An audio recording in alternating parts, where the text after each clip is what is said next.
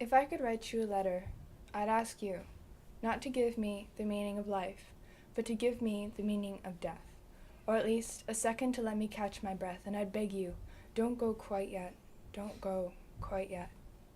If I could have hours with you, I'd remind you of flowers in the garden when I was little, remind you of superpowers and gummy sours, all ours to explore. They say, when we're on our last breath, the only thing that will matter is how we loved, and even above the noise, I will always promise to count the breaths it takes to fall asleep.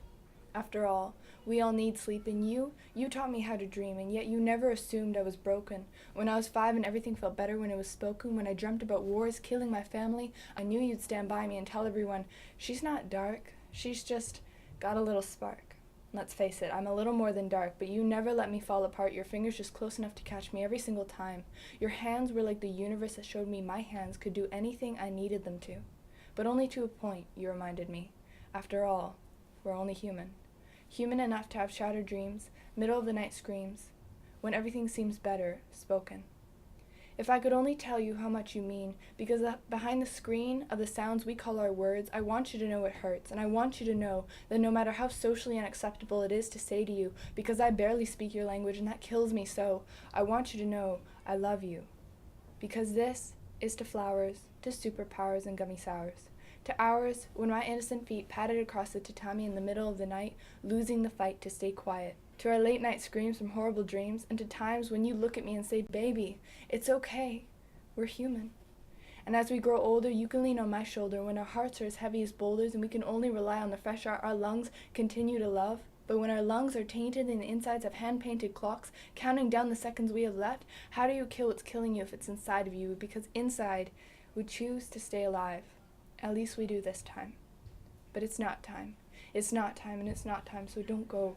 Please, just please, don't go quite yet. If I could write you a sticky note, I'd remind you that with tainted lungs we speak our words that hit harder than a bullet to the heart, that can never quite prepare you for this part, or catch the ashes that fall apart in our fingers.